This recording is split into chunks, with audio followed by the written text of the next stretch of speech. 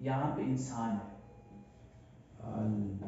یہ انسان، اس انسان کی جو ڈیوٹی لگائی گئی ہے نا وہ صرف 5 چیزوں کی ہے۔ کتنی چیزوں کی؟ 5 چیزیں۔ اگر ہم ان 5 چیزوں کو سمجھ لیں نا آج، ایک ہے حفظ الدین، دین کی حفاظت کرنا۔ کس کی حفاظت کرنا؟ دین کی حفاظت کیسے ہوگی؟ اللہ رب العزت نے دین کی حفاظت کے لیے سب سے پہلی چیز کیا دی؟ کلمہ شہادت۔ کلمہ شہادت جو ہم پڑھتے ہیں، پہلا کلمہ کیا ہے؟ لا الہ الا اللہ محمد الرسول اللہ۔ اس میں ہم نے 2 چیزوں کی گواہی دی، ادھر آ رہی ریکارڈنگ؟ 2 چیزوں کی گواہی دی۔ پہلی کیا چیز ہے؟ اللہ رب العزت کی الوہیت کی، اللہ رب العزت کی الوہیت، یعنی کوئی بھی اگر ذات ہے نا جس کی عبادت کی جائے، جس سے ڈرا جائے، جس کو یاد کیا جائے، جس کا ذکر کیا جائے، تو صرف اور صرف اللہ کی ذات ہے۔ جب انسان کو ڈر لگتا ہے یا انسان کو کوئی نقصان پہنچنے کا اندیشہ ہو، یا انسان ڈرا ہوا ہو، سہما ہوا ہو، اس وقت اچانک اس کے ذہن میں جس شے کا خیال آتا ہے نا وہ اللہ رب العزت کا خیال ہے، کیونکہ اس کو معلوم ہے کہ اب اس کو کوئی اور نہیں بچا سکتا۔ اگر کوئی اس کو سیو کر سکتا ہے، اس کا کوئی ڈیفینڈ کر سکتا ہے، تو صرف اور صرف اللہ رب العزت کی ذات ہے۔ تو پہلی گواہی جو ہم دیتے ہیں یہ کون ہے؟ اللہ رب العزت۔ کیوں پہلی گواہی میں اللہ رب العزت رکھا گیا ہے؟ کہ جب ہمیں اللہ رب العزت کی ذات پہ ایمان ہوگا نا، پھر جو اللہ نے فرمایا ہے اللہ کے احکام پہ بھی ایمان ہوگا، پھر اللہ رب العزت نے جو انبیاء اور رسول کو بھیجا ہے لوگوں کی ہدایت کے لیے، ان کے اوپر بھی ایمان ہوگا۔ تو پھر دوسری گواہی کیا دیتے ہیں ہم؟ کہ حضرت محمد صلی اللہ علیہ وسلم اللہ تعالی کے رسول ہیں۔ کیوں؟ ایک ہے بھیجنے والا، بھیجنے والے کا نام کیا ہے؟ اللہ رب العزت۔ اللہ رب العزت نے اپنے احکام دے کر، اپنا کلام دے کر جس کو ہماری طرف بھیجا ہے اس کا نام کیا ہے؟ محمد الرسول اللہ، وہ اللہ کے رسول ہے۔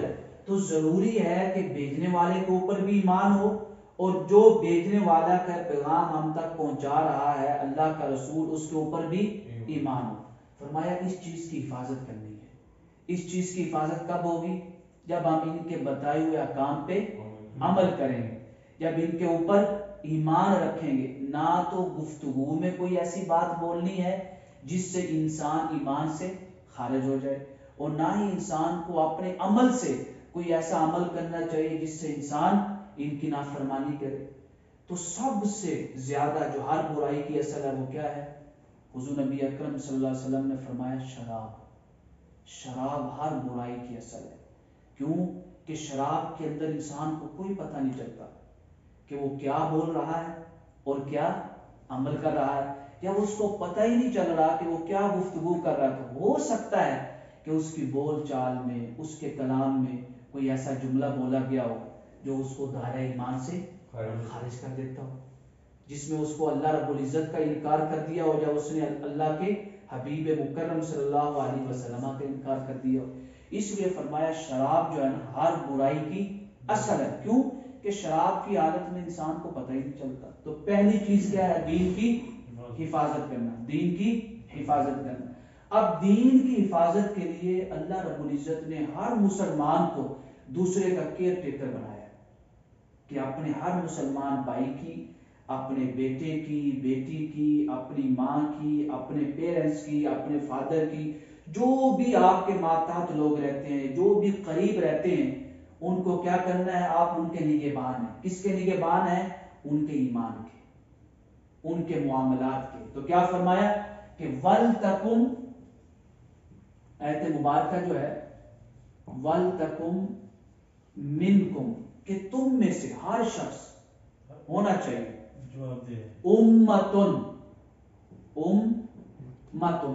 اگر ہر شخص نہیں بھی اس درجے کی تبلیغ کر سکتا ہے تو پھر کوئی ایک جماعت ہونی چاہیے، کچھ نہ کچھ لوگ اس معاشرے میں ہونے چاہیے. وہ کیا کریں؟ فرمایا یدعونا، یہ کیئر ٹیکر ضرور ہونا چاہیے، چاہے تو ہر پرسن ہو، چاہے تو وہاں پہ کچھ پرسن کے لوگ مل کر ایک جماعت بنا لیں. کیئر ٹیکر ہونا لازمی ہے. یدعونا، وہ کیا کریں گے؟ بلائیں گے کس کی طرف؟ الی الخیر، خیر کی طرف، نیک کاموں کی طرف، برائی سے روکیں گے. فرمایا کیسے؟ خیر کیا ہے؟ خیر کی علامت کیا ہے؟ یأمرون بالمعروف، کہ وہ جس شے کا آرڈر دیں گے نا وہ نیکی کا آرڈر دیں گے کہ نیکی کا کام کرو، اور کس سے منع کریں گے؟ وَيَنْهَوْنَ عَنِ الْمُنْكَرِ، برائی سے روکیں گے. اب آپ مجھے بتائیں کہ کتنا پیارا دین ہے، کتنا اعلیٰ دین ہے کہ جس کے اندر ہر انسان کو بھی حکم دیا جا رہا ہے کہ وہ دوسرے کا کیئر ٹیکر ہے. پھر فرمایا کہ کچھ لوگ مل کر ایک دینی جماعت بنا لیں جو لوگوں کی خیر و بہبود کے لیے، لوگوں کی بہرائی کے لیے، لوگوں کے دین کے لیے، لوگوں کو نیکی کی کام کی طرف رغبت دلانے کے لیے، برے کام سے روکنے کے لیے ان کو دعوت کریں، اپریشیٹ کریں، ان کو بلائیں. تو فرمایا سب سے پہلا اگر آپ اپنے ساتھی کو دیکھ رہے ہیں نا کہ وہ برا کام کر رہا ہے، اس کو روک دیں. جھوٹ بول رہا ہے، اس کو روک دیں. شراب پی رہا ہے، اس کو روک دیں. یا کوئی کسی کو نقصان پہنچانا چاہ رہا ہے، اس کو روک دیں. اور فرمایا اگر وہ نیکی کا کام کر رہا ہے تو پھر اپریشیٹ کریں اور اس کو کہیں کہ آپ بہت اچھا کام کرو. قرآن نے فرمایا نا کہ جب لوگ اچھا کام کرتے ہیں تو ان کے ساتھ دوستی رکھو. والمؤمنون والمؤمنات بعضهم اولیاء بعض، کہ جو لوگ مومن ہیں نا، چاہے وہ مرد ہیں چاہے وہ عورتیں ہیں، اچھا کام کرتے ہیں، نیکی کا کام کرتے ہیں، وہ ایک دوسرے کے کیا ہیں؟ دوست ہیں. دوستی سکھانے کا کیا مراد ہے؟ کہ دین اسلام کی طرف بلانے والے. یہ پہلا کام. پہلا کام کیا ہے؟ حفظ الدین. دوسرا کام کیا ہے جس کی ہم نے حفاظت کرنی ہے؟ حفظ النفس. حفظ النفس یعنی اپنی جان کی پروٹیکشن کرنی، اپنی جان کی حفاظت کرنی ہے. اپنی جان کی حفاظت کے بارے میں اللہ رب العزت نے کیا فرمایا کہ قتل کیا ہے؟ گناہ کبیرہ ہے. اور فرمایا جو قاتل ہے اگر جان بوجھ کے کسی بھی مسلمان کی جان کو ضائع کرتا ہے، اس کو قتل کرتا ہے، تو وہ ہمیشہ ہمیشہ کے لیے کہاں پہ رہے گا؟ اس کی جزا دوزخ کی آگ ہے، اس میں ہمیشہ. ایون کہ یہاں تک فرمایا انما جزاء الذین، یہ دیکھیں، یحاربون اللہ ورسولہ، کہ جو اللہ اس کے رسول کے ساتھ جنگ کرتا ہے. اس جنگ سے کیا مراد ہے؟ کیا کوئی اللہ کے ساتھ جنگ کر سکتا ہے؟ اللہ رب العزت کا ہمیں نظر بھی نہیں آتا، وہ تو لامکان ہے، وہ تو بلکہ ہر شے پہ قادر ہے. تو فرمایا ان کی جنگ سے کیا مراد ہے؟ اللہ کے رسول کی نافرمانی کرتا ہے، یا وَيَسْعَوْنَ فِي الْأَرْضِ فَسَادًا، زمین میں فساد کرتا ہے. زمین میں فساد سے کیا مراد ہے؟ لوگوں کو نقصان پہنچاتا ہے، کسی کو مارتا ہے، کسی کے حقوق پہ ڈاکہ مارتا ہے، کسی کے حق کو غصب کرتا ہے، کسی کی جان کو نقصان پہنچاتا ہے، کسی کے چہرے پہ مارتا ہے، کسی کے بازو کو توڑ دیتا ہے، کسی کو قتل کر دیتا ہے. فرمایا یہ لوگ کیا ہیں؟ یہ زمین پہ فساد کرنے والے ہیں. ان کے لیے دنیا میں بھی سزا ہے اور آخرت میں بھی دردناک ہے. اور اپنی جان کی حفاظت کے لیے اللہ رب العزت نے ایک اصول بیان فرمایا، فارمولہ فرمایا وَلَا تُلْقُوا بِأَيْدِيكُمْ إِلَى التَّهْلُكَةِ، کہ لوگوں اپنی جان کی حفاظت کرو، ایسے کام میں اپنے آپ کو نہ ڈالو جو کام تمہیں ہلاک کر ڈالے، بہت زیادہ مشقتوں والا ہوگا. مولوی صاحب میں 3 سال میں رستہ کو چھوڑ دیا، وہ آپ کو ہلاک کر ڈالے گا. اسی طرح کوئی آپ ایسا کام کرتے ہیں یا ایسا نشہ کرتے ہیں جو آپ کی جان کو نقصان دے، ضائع کر دے، اور آپ کو پتہ ہی نہ چلے کہ وہ اندر ہی اندر سے آپ کو ختم کر رہا ہے. تو فرمایا یہ بھی کیا ہے؟ میں کہتا ہوں کہ میں نہیں کرنا. ماشاءاللہ یہ بھی کیا ہے؟ اپنے آپ کو ہلاکت میں ڈالنا. مجھے آپ یہ بتائیں ہم لوگ اس دنیا میں کتنا جی لیں گے؟ 50 سال جی لیں گے، 100 سال جی لیں گے، 150 سال جی لیں گے. 100 سال 150 سال بعد کہاں پہ جانا ہے؟ قبر میں جانا ہے. اس کے بعد میدان حشر ہوگا، یعنی ابدی زندگی شروع ہوگی۔ اس ابدی زندگی کو ہم نے صرف اور صرف 100 سال کی زندگی کے لیے ضائع کر دیا۔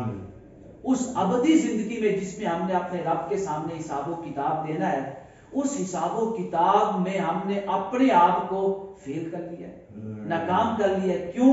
کہ صرف 100 سالہ زندگی میں انجوائے کر سکیں، اس کے اندر ہم اپنی خواہش کے مطابق زندگی گزار سکیں۔ فرمایا دنیا کے اندر رہو، تمہاری خواہش کا بھی خیال رکھا گیا ہے، لیکن اپنی خواہش کو اس طرح اپناؤ جس طرح اللہ تعالیٰ چاہتا ہے یا اللہ تعالیٰ کا حبیب چاہتا ہے۔ اگر اللہ تعالیٰ کے احکام کے بغیر آپ چلو گے نا تو ہم میں اور جانوروں میں کیا فرق رہ جاتا ہے؟ جانوروں بھی تو جیسے چاہیں کرتے ہیں نا، تو پھر ہم میں اور ان میں کیا فرق رہ گیا؟ فرمایا ہمارے اندر اور ان کے اندر صرف ایک ہی فرق ہے کہ ان کے لیے کوئی دین کے احکام نہیں ہے، ہمارے لیے دین کے احکام ہے، ہمیں انہی احکام کے مطابق زندگی گزارنی ہوتی ہے، جانوروں کے لیے کوئی نہیں ہے۔ فرمایا یہی نقطہ پوائنٹ ہے جو آپ میں اور جانوروں میں فرق رکھتا ہے۔ تو دوسری بات کیا ہے؟ حفظ النفس، یعنی جان کی پروٹیکشن کرنی، جان کی حفاظت کرنی۔ تیسری کیا ہے؟ مین چیز انسان کی باڈی میں کیا ہے؟ مین چیز دل کا ایک دوسرا نام ہے عقل، تھاٹ، سوچ۔ انسان کی باڈی میں مین چیز دل ہے، جو انسان کو کیا دیتا ہے؟ عقل دیتا ہے، سوچ بوجھ دیتا ہے، جو انڈرسٹینڈنگ دیتا ہے، فہم دیتا ہے۔ اگر انسان کے اندر عقل ہی ختم ہو جائے پھر اس میں اور جانور میں کوئی فرق نہیں رہا۔ تو اسلام کے اندر پہلی کس شے کی حفاظت ہے؟ دین کی۔ دوسری کس شے کی حفاظت ہے؟ جان کی۔ تیسری کیا ہے؟ حفظ العقل، حفظ العقل، عقل کی حفاظت کرنا، یعنی ایسی شے نہ تو کھانی ہے اور نہ ہی کوئی ایسی بات کرنی ہے جس سے آپ کی عقل کو نقصان پہنچے، آپ کی سوجھ بوجھ اور آپ کا فہم اور آپ کا ادراک ختم ہو جائے۔ اب مجھے بتائیں عقل کس سے ختم ہوتی ہے؟ زیادہ تر مثلا نشاور چیز سے، نشاور چیز سے کیا ہوتا ہے؟ عقل ختم ہو جاتی ہے۔ آپ آگے آ جائیں۔ اچھا، عقل کس سے ختم ہوتی ہے؟ نشاور چیز سے۔ فرمایا اگر عقل کی حفاظت کرنی ہے تو اس کی حفاظت کے لیے اللہ رب العزت نے خمر کو یعنی شراب کو کیا کر دیا ہے؟ حرام قرار دے دیا۔ فرمایا یہ جو شراب ہے نا، انمل، اب یہ دیکھیے گا، انمل خمر، شراب، والمیسر، جوا، والانصاب، بتوں کی عبادت کرنا، اللہ کے علاوہ کسی اور کی عبادت کرنا، کسی اور کو خدا ماننا، والازلام، ازلام کیا ہے؟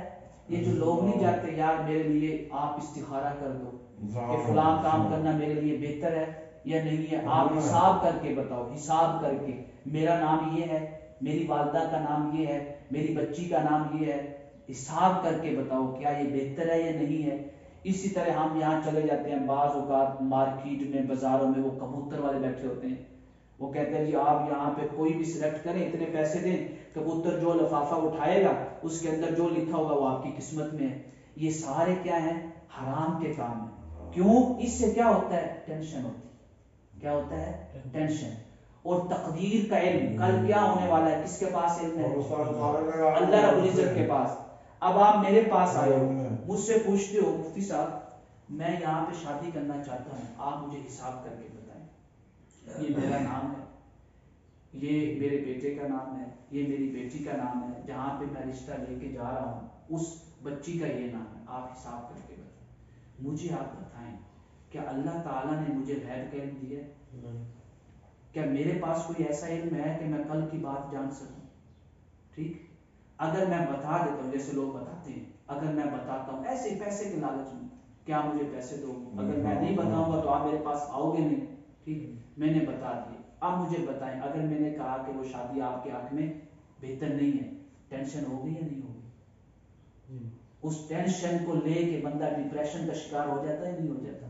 وہ ڈپریشن انسان کو کہاں تک لے جاتا ہے؟ بعض اوقات انسان مینٹل ہو جاتا ہے، سم ٹائم ایسا ہوتا ہے کہ انسان خودکشی کر لیتا ہے، سم ٹائم انسان ایسا ہوتا ہے کہ گھر کا جو سکون ہوتا ہے جتنی سیٹسفیکشن ہوتی ہے اس کو ختم کر دیتا ہے. کبھی کسی کو گالی دے رہا ہے, کبھی بیٹے کو مار رہا ہے, کبھی کیوں؟ اصل وجہ کیا بنی؟ وہ جو اس نے حساب کروایا تھا, اور اس حساب کو اللہ تعالیٰ نے کیا فرمایا؟ یہ شیطان کے کام ہے. صرف استخارہ جو سنت طریقہ ہے نا استخارے کا, وہ کیا ہے؟ صحیح بخاری شریف میں حدیث ہے جو صحیح استخارہ ہے. حضور نبی اکرم صلی اللہ علیہ وسلم نے فرمایا جو شخص بھی کوئی نیا کام شروع کرے یا کسی بھی کام کے کرنے کا ارادہ کرے نا, وہ 2 رکعت نماز نفل پڑھے, جس طرح نماز پڑھی جاتی ہے. کوئی اس میں خاص طریقہ نہیں ہے جس طرح آپ عام طور پہ نفل نماز پڑھتے ہو. وضو کرنا اچھی طرح سے, نفل پڑھنی ہے, مثلا پہلی رکعت میں سورہ فاتحہ کے پہلے ثنا پڑھنی سبحانک اللہم و بحمدک, اس کے بعد اعوذ باللہ بسم اللہ مکمل پڑھ کے الحمد شریف پڑھنی, الحمدللہ رب العالمین پوری سورت پڑھ کے اس کے بعد قل اللہ احد پڑھ لی. پہلی رکعت ہوگی. دوسری رکعت میں الحمد شریف اور ساتھ سورت پڑھ کے رکوع کر کے دوسری رکعت مکمل کر کے سلام پھیر کے اب آپ نے دعا مانگنی ہے.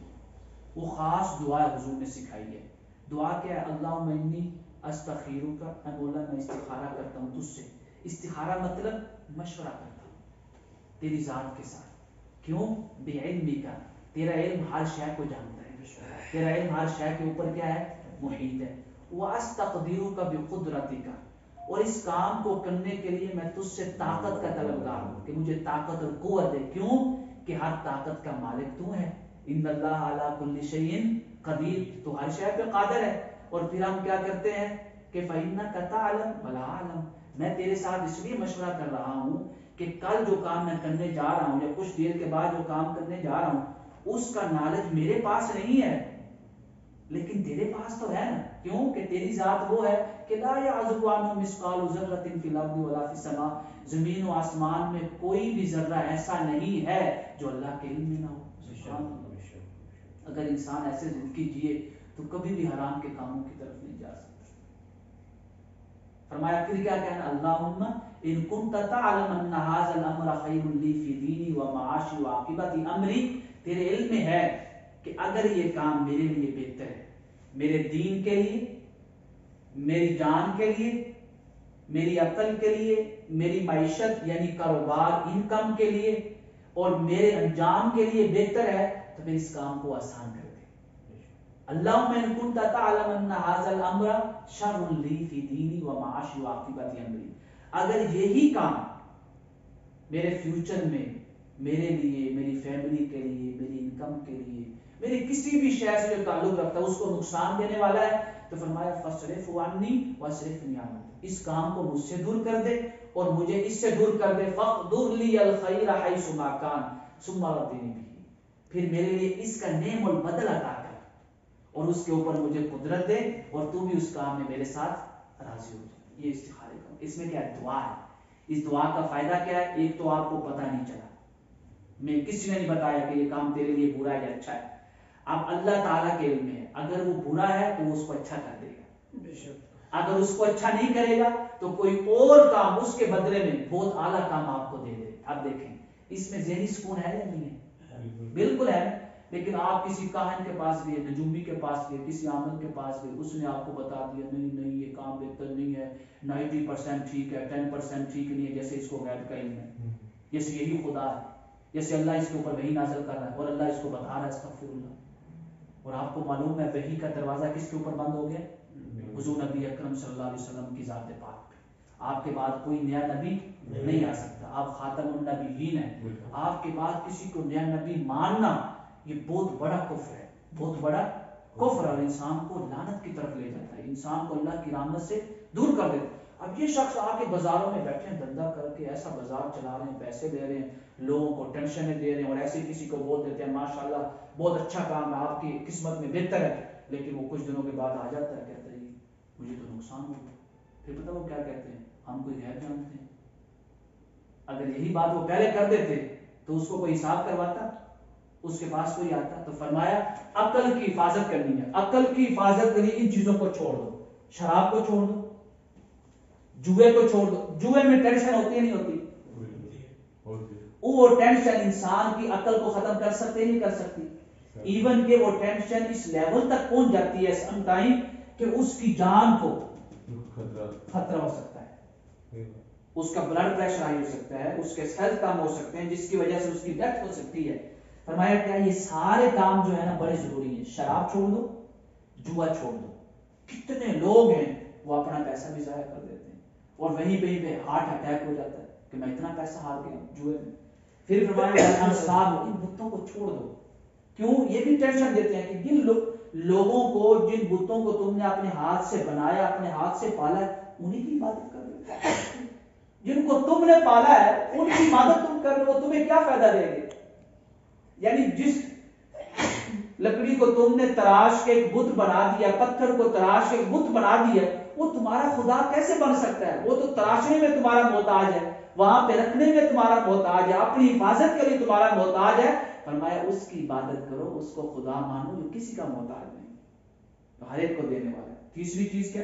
فرمایا والازلام، یہ حساب و کتاب نہ کروایا کرو. ہم نے شریعت میں دعا رکھی ہے، دعا مانگا کرو. اگر اچھا ہوا تو ہو جائے گا، اچھا نہ ہوا تو اللہ تعالیٰ اس کا نعم البدل عطا فرمائے. فرمایا سارے کام چھوڑ دو. کیوں؟ رجسن من عمل الشیطان، یہ اتنے ناپاک کام ہیں کہ یہ شیطان کے ہیں. فرمایا فجتنبوہ، یہ دیکھیں الفاظ دیکھیں قرآن کریم کی اور ان کی لذت کو محسوس کریں. فرمایا ان سے بچو، دور ہو جاؤ اس سے. جب دور ہوں گے فرمایا کیا ہوگا جانتے ہو؟ لعلکم تفلحون. کیوں؟ یقیناً پھر تم کامیاب ہو جاؤ. یہ دیکھیں کامیابی کا معیار ان چیزوں کو چھوڑنے میں ہے. یہ نہیں ہے کہ ہم ان چیزوں کا ارتکاب کریں. یہ کتنی چیزیں ہوگی؟ تین. دو رہ گئی، اس کے بعد پھر چھوٹی انشاءاللہ. تیسری چیز کیا ہے؟ چوتھی 4 نمبر پہ حفظ الدین، دین کی پروٹیکشن. حفظ النفس، جان کی، انسان کی اپنی پروٹیکشن. عقل، تھاٹ کی پروٹیکشن. اس کے بعد کیا ہے؟ حفظ المال، وہ جو کما رہا ہے، جو اس کی انکم آ رہی ہے، یا اس کو پراپرٹی جو ملی ہے، جو انہیریٹنس میں جو ملی ہے، وراثت میں جو ملی ہے، ہمارے جس طرح بھی اس کے پاس مال آیا ہے نا، جائز طریقے سے، شریف طریقے سے اس مال کی حفاظت کریں.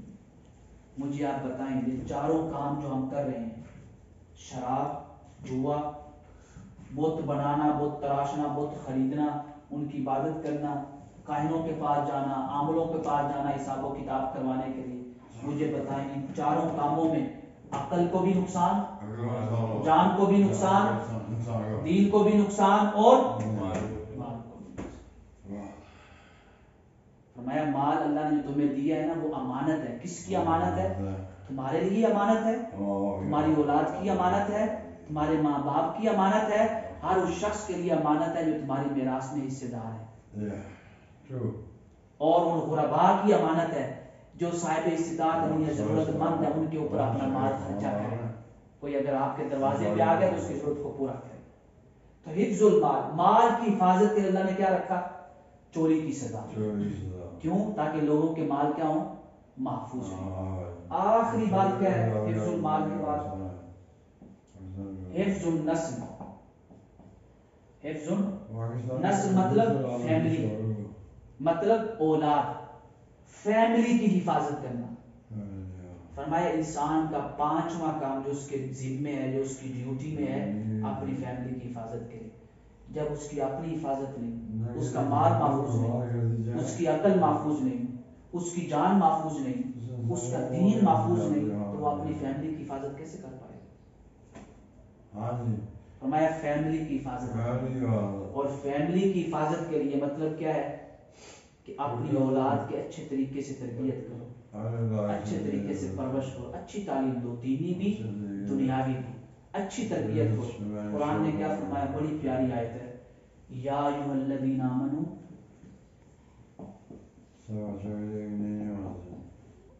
اے ایمان والو. خطاب کن سے ہو رہا ہے؟ ہم سے. الحمدللہ ہم ایمان والے ہیں. اے ایمان والو کیا کرنا ہے مولا؟ فرمایا کو انفسکم، اپنی پروٹیکشن کرو، اپنے آپ کو پروٹیکٹ کرو، اپنی حفاظت کرو. وَأَهْلِيكُمْ، وَأَهْلِيكُمْ، اور اپنی فیملی کی حفاظت کرو، اپنی اولاد کی حفاظت کرو. مولا کس سے حفاظت کریں؟ فرمایا نارن، دوزخ کی آگ سے. ہم اپنی فیملی کی حفاظت اسی وقت کر پائیں گے نا جب ان 4 چیزوں کی حفاظت کر کے ہم نے اپنے آپ کو سیو رکھا ہوگا. تو فرمایا فیملی کی حفاظت کرو، یہ نہ ہو کہ وہ دوزخ کی آگ جس کو ہم انسانوں سے جلائیں گے ان انسانوں میں کہیں تم بھی نہ ڈل جانا، کہ تمہاری فیملی، تمہارا بیٹا یا بیٹی بھی نہ ڈالا جائے. اللہ رب العزت ہمیں محفوظ رکھے. آج ہم اپنے بچے کے لیے چھوٹی سی تکلیف برداشت نہیں کر سکتے. اگر ہمارے کسی بچے کو اسی دوزخ کی آگ کو جلانے کے لیے ڈال دیا گیا صرف ہماری غفلت کی وجہ سے، اس کی بد تربیت کی وجہ سے، بری تربیت کی وجہ سے، فرمایا آپ نے، اللہ کتنا رحیم ہے، فرمایا بچاؤ اپنے آپ کو بھی اپنی اولاد کو بھی. کیوں کہ وہ آگ ہے جس کا ایندھن ہم یعنی دوزخ کی آگ کو جلائیں گے پتھروں سے اور انسانوں سے، اور اس کے اوپر ایسے ایسے فرشتے مقرر ہیں جن کی طبیعتوں میں بڑی سختی ہے. رشوت دے کے نہیں بچ پاؤ گے جیسے دنیا میں رشوت دے کے بچ جاتے ہو. دوستیوں سے نہیں بچ پاؤ گے، وہاں پہ ایک ہی دوستی کام آئے گی، نیک اعمال. دوسری آیت میں فرمایا وہ اب تو یہ ہے بچانا. مولا بچائیں کیسے؟ یہ تو تم نے بتا دیا بچائیں، بچانے کا کوئی فارمولہ بھی دے. تو رب کائنات نے فرمایا فارمولہ یہ ہے وَأْمُرْ أَهْلَكَ بِالصَّلَاةِ، اپنی فیملی کو نماز پڑھنے کا حکم دیا. نماز بڑی بابرکت ہے. نماز اتنی بابرکت عبادت ہے جو برائیوں سے روک دیتی ہے انسان. کسی کو نشے کی عادت ہو، کسی کو شراب کی عادت ہو، کسی کو برے کام کی عادت ہو، وہ نماز باقاعدگی سے پڑھے.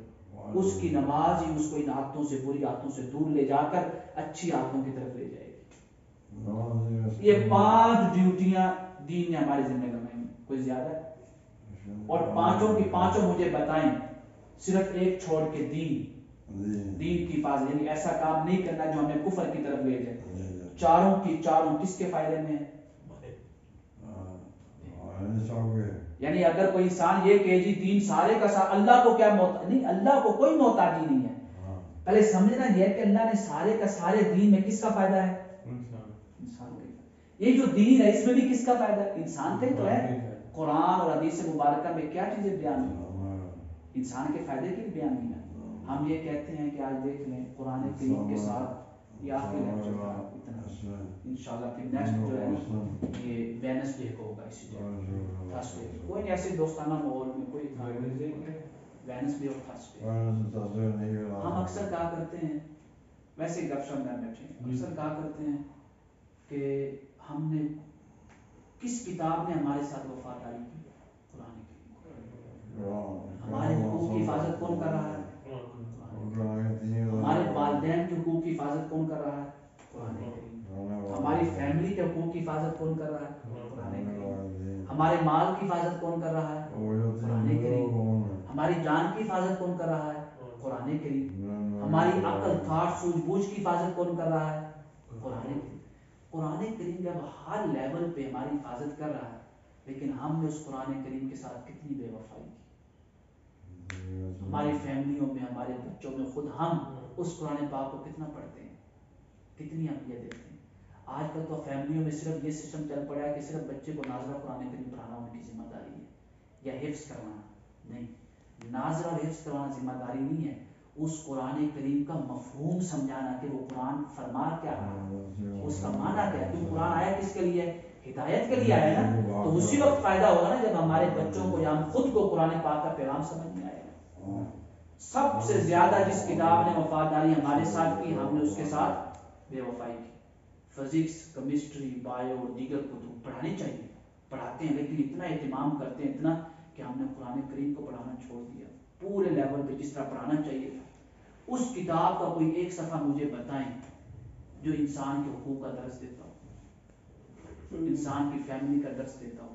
نہیں، ایک پنہ اس کا ایسا نہیں ہے، اس ایک پیج کی ایک لائن ایسی نہیں ہے جو مجھے بتاتی ہو کہ والدین کے ساتھ اچھا سلوک کرنا ہے. کتابیں ہمارے ساتھ وفاداری کا درس نہیں دے رہی، ہم اس کے ساتھ وفادار ہیں، اور جو قرآن پاک ہمارے ساتھ وفاداری کا درس دے رہا ہے اس کے ساتھ ہم بے وفائی. آج آپ نا اپنے عہد کریں، ہم روزانہ صبح اٹھ کے وضو کر کے ایک صفحہ 5 لائنیں بھی نہیں 10 لائنیں ملی، ہاں جی۔ 2 لائنیں قرآن پاک کی پڑھیں گے، 2 لائنیں پڑھنے کی اپنے۔ ہاں جی اویلیبل کروا دیں ادھر، صحیح ہو۔ دو وضو ہو کے، وضو وغیرہ کر کے، یا پھر ہم اس طرح کیا کریں گے، یہاں پہ درس سے پہلے نا روزانہ ایک سورت پڑھ لیا کریں گے، ٹھیک ہو گیا، تاکہ اس کا تلفظ صحیح ہو جائے، نماز بھی جب ہم پڑھیں تو تلفظ بالکل اس کا صحیح ہے۔ یہاں پہ ہاں درس ڈیلی بیسس پہ ہوا کرے، نہیں، یہ سیٹرڈے اور وینسڈے اور تھرسڈے 3 دن ہفتے میں۔ اس کا فائدہ کیا ہوگا؟ یہ تو ماشاءاللہ اللہ تعالیٰ اس ہاسپٹل کو کس ہاسپٹل میں اتنا اہتمام کیا جاتا ہے کام کا۔ یہاں پہ دیکھیں نا، میڈیسن کے ساتھ ساتھ اگر آپ دین بھی سیکھ کے جائیں گے، کل آپ کسی بھی لیول پہ بیٹھ کے اپنے جو ماتا ملازم ہوں گے، اپنی فیملی بچوں کو۔ اب یہ چیزیں آپ دیکھیں، آپ پریشان تھے، سارے لوگ پریشان رہتے ہیں کہ دین میں پتہ نہیں کتنا کچھ ہے۔ دین میں یہ 5 چیزیں، اور پانچوں کی پانچوں انسان کے فائدے۔